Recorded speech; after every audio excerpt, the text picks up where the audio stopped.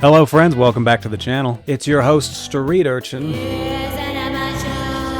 What a time to be alive. Economies crashing, war still raging across the world, and Facebook groups still exist to ruin MBTI. So everything's right on track for an apocalypse, I guess. Anyhow, this is going to be part one of a two-part character analysis. Kotaro from Kotaro Lives Alone, and Griffith from Berserk. Mind you, I only watch the dub versions because I'm a filthy degenerate, and reading. More often than not when I'm typing characters, they come up as S-types. I know that's very disappointing for some. Some websites type Raymond Reddington, for example, as an ENTJ.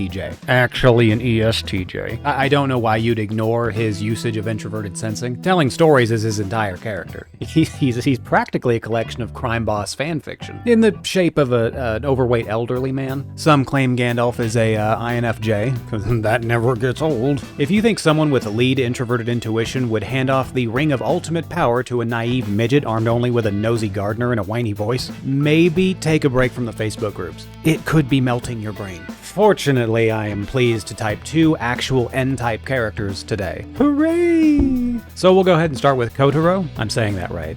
Because who doesn't want to hear about a 4-year-old that somehow legally lives alone? The Japanese may in fact be running out of ideas. Can I just get a season 2 of Trinity 7? I mean, come on, just shattered hopes aside, Kotaro Lives Alone is what they call a slice of life anime, meaning no powers, no supernatural occurrences, and no half-dressed, big-titty anime girls. So it's boring, but it does do an excellent job of tugging at your heartstrings, which I hate.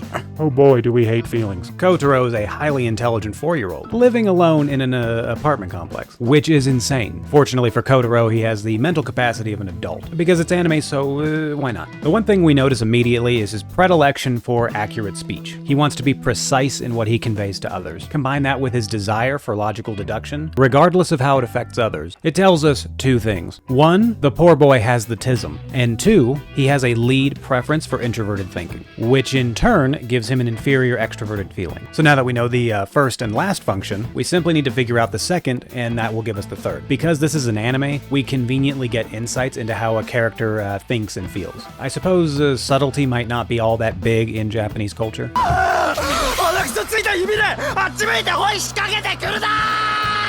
Kotaro regularly asks what-if questions, both internally and externally. Hypotheticals are, of course, in the realm of perspectives and possibilities, so we could conclude a preference for extroverted intuition. But we could get that same answer from his use of imagination. At a school function, another child asked him where his parents were. He came up with a story that his parents were actually ninjas and were somewhere inside the building. This part actually hit a little too close to home, as telling people stories rather than the truth is something I would often get in trouble for as a child. Later, he wanted multiple balloons from someone handing them out, one per person. Kotaro made the attempt at scamming the man using impressions and disguises, pretending to be different people. Admirable, but you're not ENTP tier. Nothing personal, kid.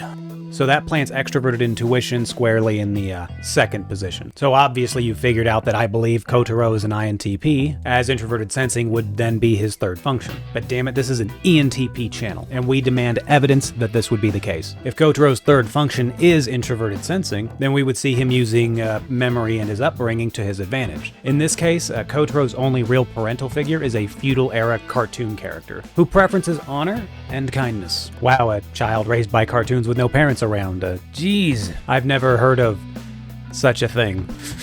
Kotaro emulates the honorable cartoon character whose name I didn't bother trying to remember, even to the point of wearing a plastic samurai sword that he takes everywhere. I actually have an INTP friend that I've known since high school, and even to this day he'll still embarrass the shit out of you by going to the store, wearing a kilt with socks that go like halfway up his calves. Apparently a favorite pastime of INTPs is to let everyone know that you have Asperger's. I still love him. In conclusion, our little snake-eyed 4-year-old is an INTP, obviously. Anyone who's ever bothered reading the MBTI basics would have had him locked down in the first 10 minutes or so. But watching an anime is more enjoyable than cleaning my desk, so it wasn't a terrible experience for me. I do believe his neighbor is an ENTP. The slobbishness, the laziness, it tracks. So that's it for part 1. I, of course, suggest that you go watch part 2 with Griffith from Berserk when I, finish it. That one is, darker, though. But if you enjoyed this video, be sure to hit the like button. And if you enjoy my brand of irreverent comedy, maybe share and subscribe. And I'll see you in part 2. Bye!